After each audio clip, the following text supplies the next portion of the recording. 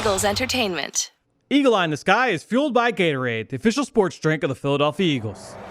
Anything that moves, I don't care who it is.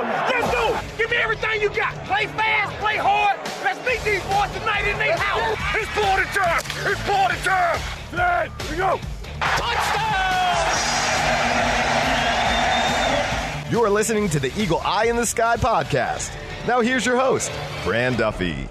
That's right. Another week, and the Eagles are 1-0 as the Eagle Eye in the Sky podcast, fueled by Gatorade, continues. I'm Fran Duffy, and as always, I think we've got a great show for you here on episode number 354. At the top of this week's show, we've got Chalk Talk, where I catch up with Greg Cosell from NFL Films to discuss the Eagles' big Week 1 victory over the Atlanta Falcons and dive into the film for Sunday's Week 2 game against the visiting San Francisco 49ers. We've got a ton to get to, so let's quickly just kind of set the table for the rest of this week. Before we get to Chalk Talk, I want to quickly remind you guys, make sure you go on to Apple Podcasts or Stitcher, wherever you listen. Leave us a rating, leave us a review. If you've got a question about the Eagles football team, about what we saw on film, now's the time. Jump on to Apple Podcasts, leave us a question in the comment box. We will answer it here on the show. And as always, make sure you go and check out the Journey to the Draft podcast. Myself, Ben Fennell, Dane Brugler, a host of other guests. I mean, Ross Tucker is on every single week. Eric Galko from the Shrine Bowl, he is on every single week. We had Ben Solak on from The Ringer last week. You want to make sure you are tied in to this NFL draft, this college football season. So many great players making great plays across the country.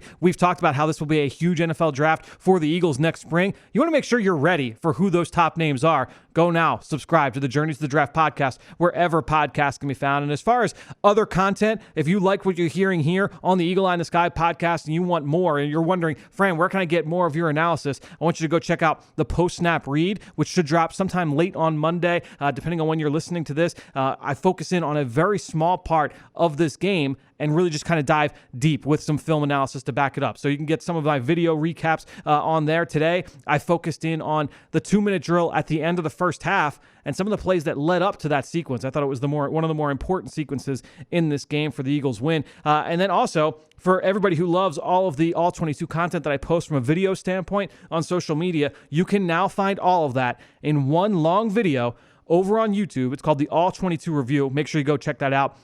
By the time you listen to this podcast, it will almost certainly be up on the Philadelphia Eagles YouTube channel. Again, that's called the All-22 Review. That said, let's talk through what Greg and I saw from the All-22. It's time now for Chalk Talk. Let's get down to business. It's time for Chalk Talk. All right, well, excited to welcome back to the show NFL Film senior producer Greg Cosell. Greg, fun game to break down here. The Eagles versus the Falcons. Obviously, a lot went right for the Eagles in this one. Got the first taste of what this offense will look like, with what this defense will look like. I guess before we get into both sides of the ball, just takeaways from watching this team for the first time on Sunday. And you know, I'm not one who gets into the nature of the opponent. We know the Falcons will not be in the Super Bowl, but it's an NFL game. It was the Week 1 opener. I thought that the Eagles looked very focused, very detailed, very aggressive on both sides of the ball. I thought they just looked like a really well-coached, well-disciplined, well-drilled team on both sides. Yeah, I would agree. And obviously, look, the penalties, you got to cut those penalties out, right? But I think overall, you really kind of got a sense of what this team wants to be about. And I think one of those things is that they're going to do a lot of things on offense. And I think that multiplicity was fully on display. I mean, we saw them do so many different things in the pass game, in the run game, and we expected them to be multiple in the run game. But just coming out and saying, all right, well, we're going to throw a couple RPOs and we're going to throw a couple bubble screens out to Quez Watkins. You see the wide receivers blocking on the perimeter, and that just kind of set the tone. It's like, all right, we're going to get rolling now, and all the different things they did off of that. I think it was just a really good start to that entire game plan.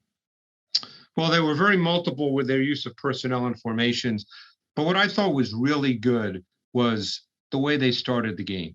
Because what you want to do with the quarterback making his fifth start is you want to get him comfortable right away. And the first two plays were bubble screens to Watkins, lined up number 3 to trips. They're not reads, so it gets her comfortable and gives him completions. The third play looked more like an RPO to me. I don't know what your thought was. I thought that was RPO, but not a screen. It was like if I remember right, it was like a slant flat or like a curl flat. I think it was a curl flat play. But the ball was thrown to Watkins in the flat. So, exactly. But the point is, it's another basic concept that keeps Hurts comfortable. And then the fourth play was a zone read where he kept the ball and ran for 13 yards. And they did this. They had a bunch of these plays came out of 11 1x3 nub set with the tight end, attached on the line of scrimmage. So, I thought that it was a really strong way to start to get your quarterback really comfortable. I think he only took 7 or 8 snaps in the entire preseason. So now you just want to get him comfortable to play the game. And I think too, if you're one of the fans that coming into the season, you're like, all right, I'm in kind of wait and see mode with Jalen Hurts, in terms of like the inconsistencies as a passer. You would say, all right, well, what's the game plan to best, get the most out of Jalen Hurts? You would say exactly what you just said. You had those bubble screens. You had those one read throws. Let's get you comfortable. You're going to make plays with your legs. And then when it comes down to it, hey, we need you to hit that sail route to Dallas Goedert down, in the high red zone. You're going to be able to hit those throws. Hey, if you're going to hit the touchdown at the end of the 2-minute drill to Dallas Goedert, which was a laser throw on the move, escaping pressure to his right, you're going to make, you could make a couple of those a game, and then we're going to pair those with those layups. Well, now you're all of a sudden you're an efficient passing offense. Yeah, and I thought even on the first touchdown, which ended the first possession, just a great concept. That's coaching. Just a great man beater concept. It's 3rd and 4. You anticipate man coverage in that situation, particularly from Dean Pease, who's has a long track record in the NFL, which I guarantee the Eagles know about. And it was just a great, simple man beater concept.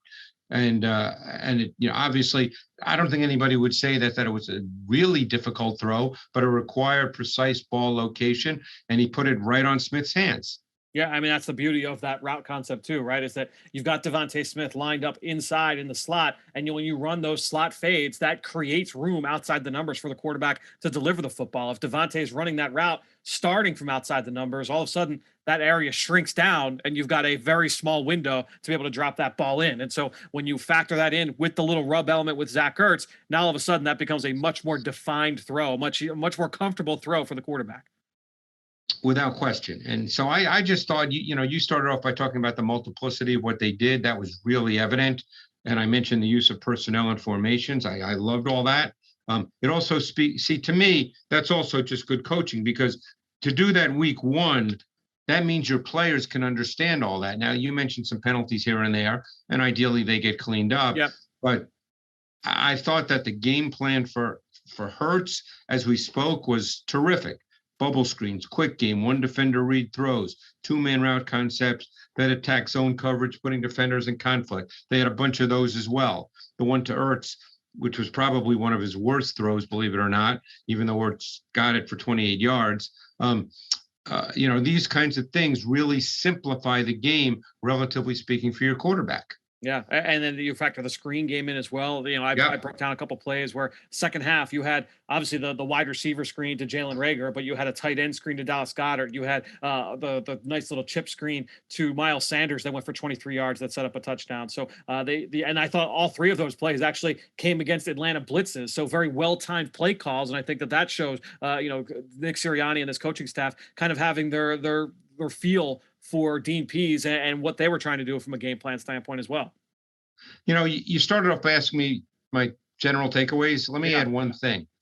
I would say the Eagles in 2 years have gone from being arguably the slowest team in the NFL to one of the faster teams now with their group of skill position players. Whether they all are great players, time will tell, but this offense now has speed. Yeah, I think when you look at the offense, and we'll talk about the defense as well, but I think when you look at this offense, you're all right, well, what are the strengths? What is the identity? Well, this is a strong offensive line. You have speed at every single skill position. You have running back, wide receiver, tight end. You've got speed. You've got ability to threaten defenses, and you've got a quarterback who can create. And it's about being efficient, with his ability to move the ball in the passing game. But when you factor that in with the multiplicity in the run game, and we talk about all the different looks they had in the run game, you saw different zone schemes. We saw some gap schemes downhill. We saw the wham play for Sanders plus 23. We saw some quarterback run games, obviously, and the RPO element in there. So when you factor all of that in, on top of the speed, the offensive line strengths, and the creativity, Man, that's a good formula to start with coming into the year. And the key thing with all this, look, I think there's some things Hurts clearly still needs to work on, and I'm sure they're working on it. I think at times deeper drops expose his tendency to break down in the pocket and leave some throws on the field. Although I thought he made a really good one to Devonta Smith. Was that early in the fourth quarter? Was it the 19 yarder on 3rd and 9? Yeah, where Sanders did Great an pickup. outstanding job crossing the formation to pick up the blitzing safety Hawkins. But I mean, that time I thought that Hurts really subtly climbed the pocket with his eyes downfield. But the bottom line is if he's not going to turn the ball over, that's the key thing. You'll live with hey, he doesn't execute a play perfectly that you hope he will. But as long as you're not turning the ball over, then you're in fine shape, because then you can run an efficient offense. And we'll get to the defense in a minute. But I'll tell you what really stood out on tape to me? Who's having a good time? Jason Kelce. No question. I mean, he's having a good time out there. Look, and rightfully so. The block from Jordan Mailata on the screenplay to Jalen Reagor that went viral on Sunday night and into Monday. Rightfully so. That was a ridiculous block on Richie Grant out in the perimeter.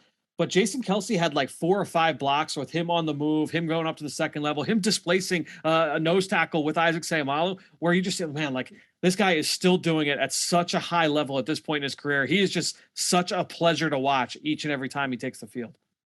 Well, Jason Avant said something to me that I thought was really interesting. He said, when you get later in your career and, you're on the verge of, in your mind, should I keep playing or not? He said, if you're on a team that you really believe can do some good things, that changes your whole mindset about playing. And my sense is there's a feeling, and it's week 1. So you know me, you know that I'm not one who gets excited. Like I'm not sitting here saying, wow, they're going to be 14-3. But I think this team, number one, they're fast. Okay. And that speaks a lot in today's NFL. Yeah. And I think there's a certain feeling. You were there every day. I was not. But I think there's a sense that this team can be really, really competitive on a week-to-week basis. Whatever that means from a record standpoint, only time will answer that. But I think there's a sense that this team has a little something going for it. There's a lot of good vibes for certain, to steal a line from somebody. To me, like the other big play I want to ask you about, and I thought it was the most impactful sequence of plays in this game. It was that 2-minute drill at the end of the first half, where I thought, number one, I thought the coaching staff managed that situation extremely well. They didn't rush things early. They didn't use their timeouts early. So it wasn't like they scored with 40 seconds left on the clock. They timed it up perfectly. They moved the ball downfield. They didn't panic when adversity hit. They scored the touchdown to Kenny Gainwell on that like kind of late developing shovel pass. But then the penalty brings it back. It's like, oh man, now what? Do they go in the tank? No, they score a touchdown the very next play. What did you see there from Hurts on that play? Because I really liked the way that he stepped up and out. He didn't necessarily go out the back door when he felt that pressure off the edge. And I thought that was nice. Like he had Jordan Mailata kind of got edged a little bit on that play. Hurts steps up, steps to his right, and then throws Goddard open. Interested to kind of get your thoughts, not just on that play, but on that drive as well.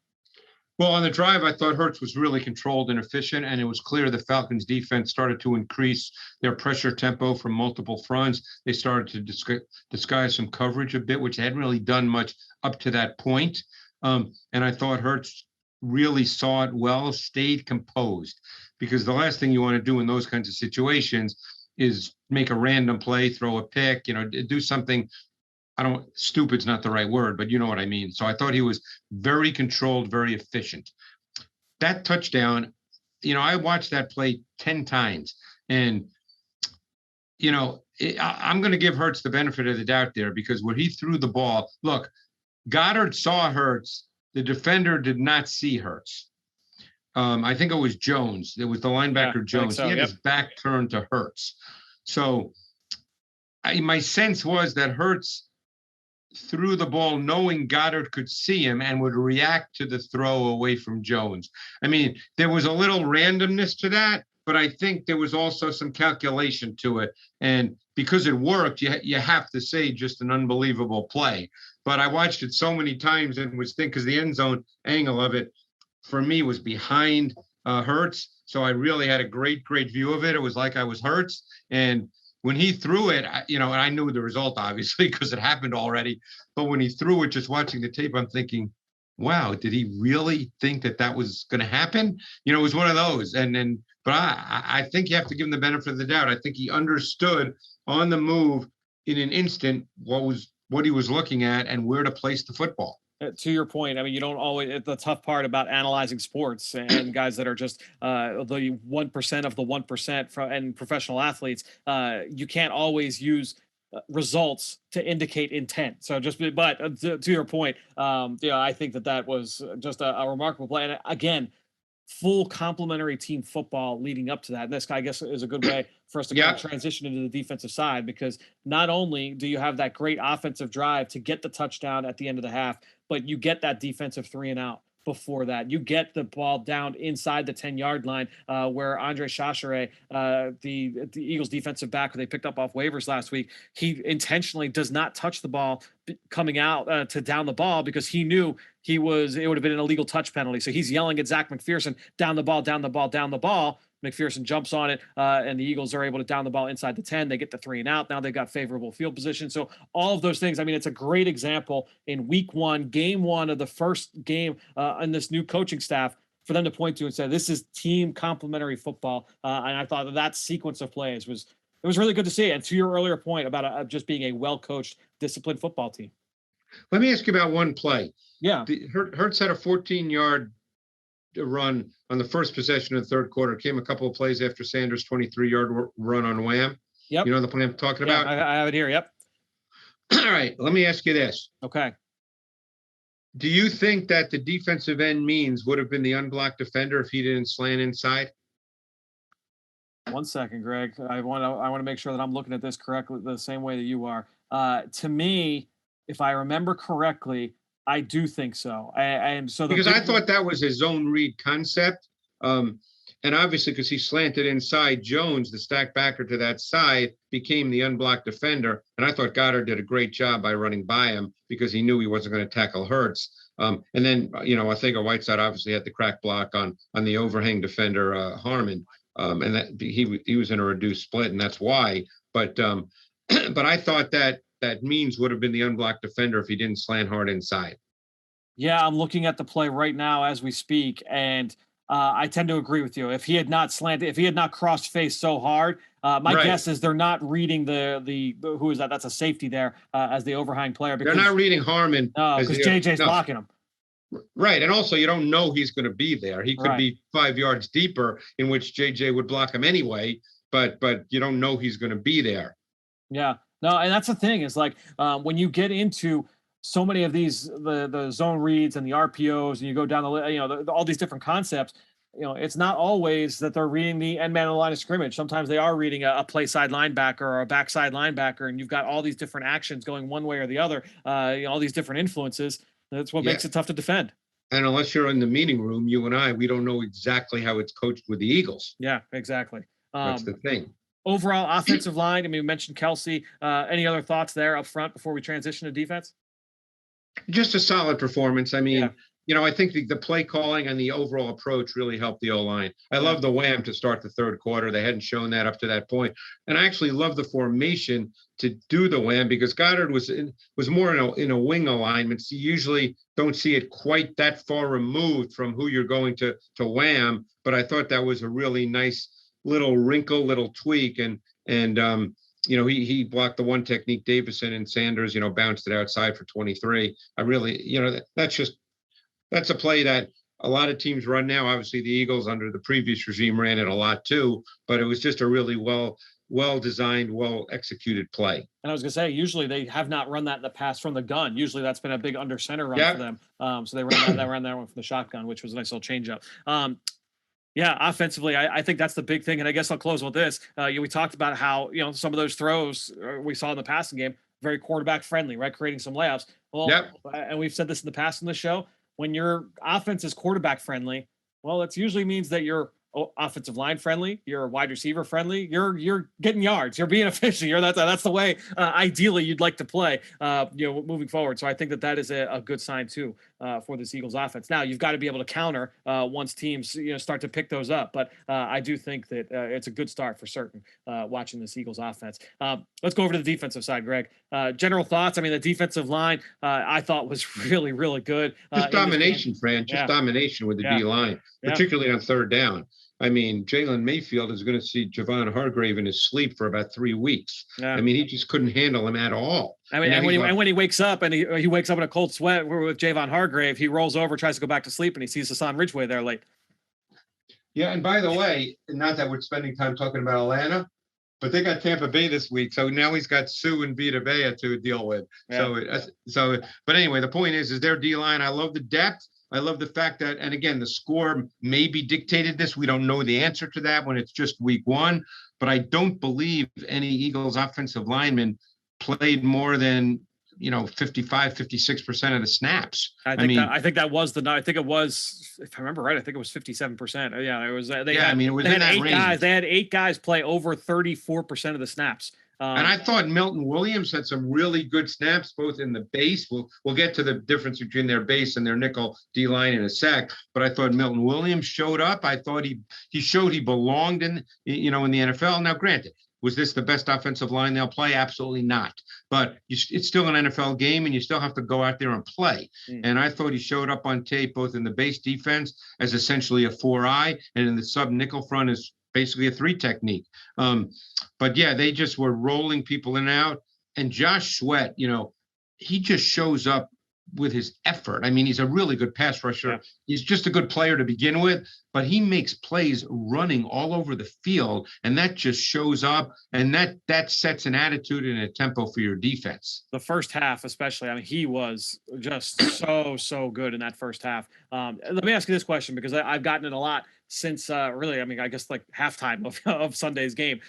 What was the difference between the first 2 drives and everything after that? Because that was when the Falcons came out. They had a 15-play drive, then they had a 14-play drive. And then after that, the Eagles really kind of dominated up front. To me, like, I didn't see big changes schematically. I think that there were a handful of plays that, there was one where the backside player kind of fell down. There was another one, where one of the play side defensive tackles got reached. Like, and that wasn't necessarily like, oh man, they really kind of threw out the playbook and changed things up in the third drive. I think that there was just some better execution in some key moments. Yeah, I always struggle to answer that question in any game, especially if I don't see a big schematic change, which I didn't, and it sounds like you didn't either. No.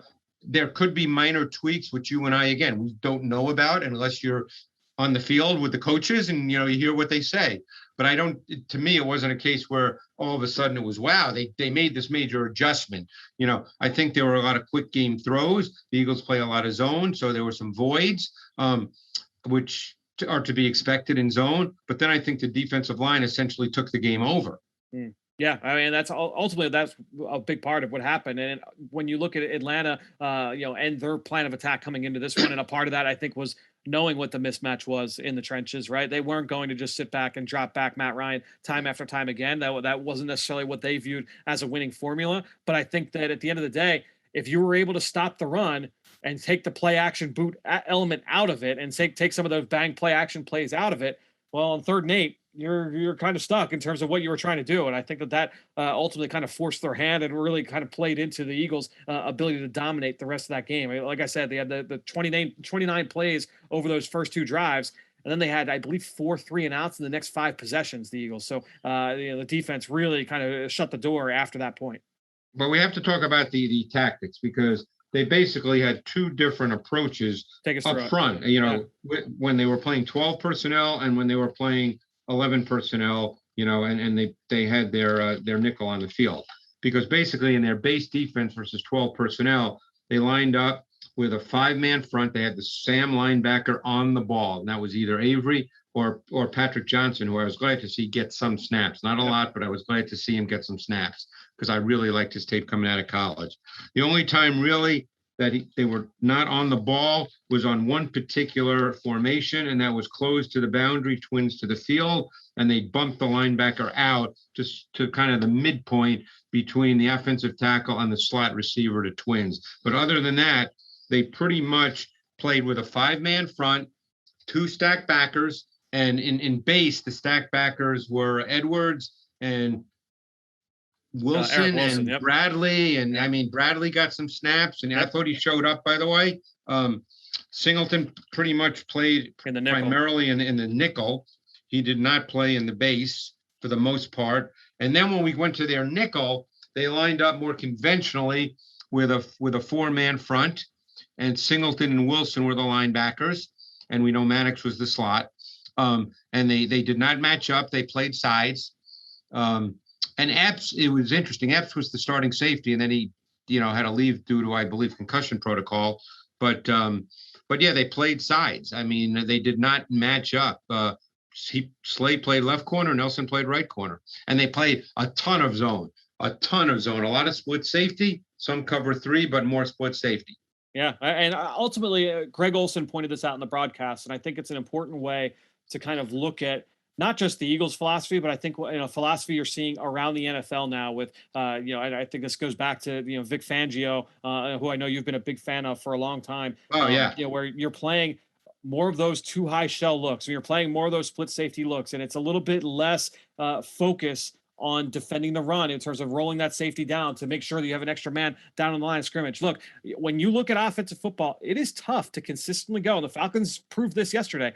It is tough to consistently go 14 plays, 15 plays, 18 plays, and put the ball in the paint every single time. It's tough to be able to do that. So if you say, hey, look, we're gonna not necessarily allow you to just run all over us, but if you're gonna get a 4-yard run here, a 4-yard run there, a 3-yard run, a 6-yard run, we're okay with that. But at the end of the day, to be able to force you to do that time and time again, that's tough to do as an offense. Well, Fangio is an older man, obviously, but he's super smart. People will say he's a savant. But younger coaches, the Brandon Staleys, the Jonathan Gannons, and it's no coincidence that they're very close friends. But I think that there's a belief now, and you could say that this should have happened years ago, but there's a belief now. I know that Brandon Staley has, and I'd be curious. I've never talked to Jonathan Gannon. I've spoken to Brandon Staley. I'd love to meet Gannon, by the way, because I think he seems like he's super sharp. But that, you know what? In today's NFL, the old school, let's stop the run, is not the way to play defense anymore. Not that you want to give up 20-yard. Exactly, right, yep. Right, but that the game is about explosive plays, and the number one priority on defense should be to stop explosive pass plays, because percentage-wise, there are far more explosives in the pass game than there are in the run game. So your defense should be built on stopping explosive pass plays. And I'm not, like I said, you're not saying to your defense, oh, forget about the run. That's not the point. Right.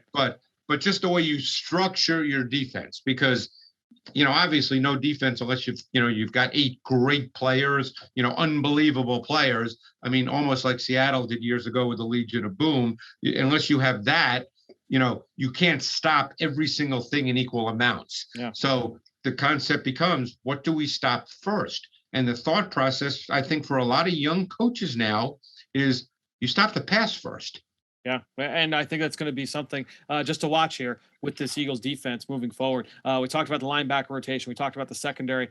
Greg, I don't know if there's anything else that we need to necessarily get into on the Eagles side. We'll see if anything pops up as we talk about this upcoming matchup against the San Francisco 49ers. And I guess we'll do this. Go ahead. Actually, it segues beautifully if we start with the defense versus their offense. Yeah, let's do that. Because the reason it segues is because the Niners are a little old school in the fact that they line up. The Falcons did too. The Niners are just better at it. But the 49ers line up in base personnel, a lot of 21 with 2 backs, and the fullback is the second back. And by the way, the Eagles did have 1 snap of pony, by the way, which I'm sure you saw. But the 49ers line up, with 2 backs, with the fullback used. Check who lines up all over. They line up with 12 personnel, 2 tight ends, and they've got as good a tight end as there is in the league in George Kittle. And they're a team that starts their offense with the run game. So now the question is, are you building your defense to stop that? Or how do you build your defense this week? That'll be a very interesting thing to look at as this game is played. I mean, obviously you and I won't know the answer to that until we see the game. Right. And to me, like we were talking about this in the post-game show Sunday night, myself, Gabriella and Ike, we were talking about when you look at this offense and what all the challenges that they can present a defense, it's very similar to going back to last year. And obviously, look, Sean McVay and Kyle Shanahan, those offenses come from the same cloth, right? Yeah, McVay and Shanahan. Well, they were on the same staff in Washington. In Washington, exactly. week 2, home opener last year, that offense carved the Eagles up. It was a huge day for the Rams, and they were able to, they were very, there was a lack of discipline in the back seven, especially, Greg. And so when I look at this game, you have to do everything you can to prevent that from happening. All those things we just talked about 3-4 minutes ago about preventing explosives. That is what what you will need in this game against San Francisco, because they will find ways to be able to create that even out of base personnel. That's their goal. Right. Well, and as you well know, the 49ers use motion as much or more than any team in the NFL. Yep. And you have to decide how you want to deal with that motion. Do you want to stay static? Do you want to react to it? Again, that's a philosophy now for Jonathan Gannon. I don't know the answer to that. I can't speak to that, but you have to decide how you want to play that. So that's one thing you have to deal with. And I think the Niners are as good as any team in the NFL, playing with both the eye discipline and conflict responsibilities of second-level defenders. Yeah. And they do it in multiple ways. Motions, misdirection concepts, run action. I mean, they had a pass this week, I think it was to Samuel, where it was out of the I formation, okay? Yeah, this was Debo, yeah. Was it Debo? Yeah, and it was Samuel. They showed ISO lead weak. And obviously, Jamie Collins, his responsibility in ISO lead week is he's got to step up and take on the ISO block by Juszczyk. But it was play action. And Juszczyk just laid out Collins and put him on the ground. And the passing lane to Samuel on the inbreaker was wide open. So, and that's the thing where, there's been a lot of talk with San Francisco about their quarterback situation. That's why I just feel like whenever Lance is ready, regardless almost of how Jimmy G is playing, he just adds that different dimension that if you just add this extra wrinkle into this offense, it's just another layer for defenses to have to worry about when you have that threat of Trey Lance with his legs. It's an element that Jimmy Garoppolo does not offer. But here, and that's very true. But I think the difference is when Jimmy G is playing with efficiency as he did this past week. Granted, the Lions are a work in progress, obviously defensively, and the Eagles are just better on defense than the Lions. But I think we saw the efficiency with which Jimmy G executes that style of offense. I mean, don't forget, he executed that style of offense to a Super Bowl in 2019. So no one would argue that he's more talented as an athlete than Trey Lance. The question is Lance executing with efficiency all the nuances of the pass game that Jimmy G has? He's been in that system for 4 years now. Yeah, Shikopadia did a great job in his playbook of kind of displaying when Jimmy Garoppolo has been healthy for this offense, they've been really, really good. And when it has been anyone other than Garoppolo, they have really struggled. And I think that's kind of interesting just to look at in terms of the issues that it's kind of been kind of a roller coaster for that offense, really, since Shanahan has been there. When he's had Jimmy in the lineup, they've been really, really effective. So we'll continue to watch how this kind of continues to unfold here. I've talked to players who say that the Shanahan offense with the run action is so tough because the run action and then the run action looks exactly the same. Yeah. Well, so if you're a linebacker, a stack backer, and if it's base, it'll be Edwards and who played in the base? Edwards and Wilson predominantly. Yep. Yeah. And by the way, I thought Edwards played well. I kind of like him as a box linebacker. But Edwards and Wilson are really going to have to play with tremendous discipline, and because otherwise you get stuck and they go after you. And those are the guys they really go after. To your point too, a lot of people say, look, run game sets up play action. And a lot of people will respond, well, no, play action sets up the run game. I actually do believe that is the case when you look at these schemes. And even when you look at, obviously we talked about last week with the way that Arthur Smith runs that offense in Tennessee, a lot of those big runs that you see in this offense. And I would throw, if you look at Elijah Mitchell's run, the rookie running back for San Francisco, he had that long touchdown run in this game against Detroit. It was the same look that you had on that George Kittle 23-yard completion off boot action. That was it 2 drives earlier, right. Where, and you just see that backside defender, he's kind of stuck. It's like, is this boot or do I need to chase this from the backside? And all that little hesitation now creates that cutback lane. It's lethal when you're going up against this offense. So what they do really well is that from same looks, they run different plays. And then from different looks, they run the same plays. Yes. So that's kind of what they do. Yeah. Particularly plays that you run frequently, you want to show the defense different looks of how you get to those plays so they don't get a key and an indicator, oh, here comes that play. So, the Niners are really good at that. I mean, same look, different plays, different look, same plays, and they're really difficult to defend. And by the way, it'll be really interesting in this game as well. And don't forget, Shanahan has a really, good sense of this style of defense because he played against Brandon Staley last year. Is you play a lot of zone, which I assume they'll continue to play. I don't think all of a sudden they're going to be a high percentage of man defense this week. I'd be surprised at that, and I think you would be too. They're really good at putting zone defenders in conflict because zone defenders, they have to react to route concepts. Yep. And Shanahan's really good at putting them in conflict. I want to get your thoughts on the rookie running back, Elijah Mitchell. Raheem Mostert gets injured. It looks like, unfortunately, that he will be out for moving forward. He's going to go on injured reserve. Trey Sermon was a healthy scratch in this game. He was behind Elijah Mitchell coming in. So I'd love to get your thoughts on Mitchell, what you saw from him coming out of college, and what he can bring to this offense. It looks like he's going to be a big part of this run game now moving forward. Yeah. Well, it's funny because I liked Mitchell coming out of college. He was – I actually watched his tape for 2 years because he's a rookie, obviously. Yeah. So but I thought, watching him in college that he was going to have a chance to be a good pro. I knew he wasn't going to be he's one of those guys, he's not going to be a top 40 pick. Yeah. But I thought he was one of the more intriguing backs. I thought he was smooth. I thought he was controlled. I thought he was efficient, which you saw this week. I thought he has a slashing, darting style of running. I thought he had a really good feel for getting through traffic, even though he's not 220 pounds.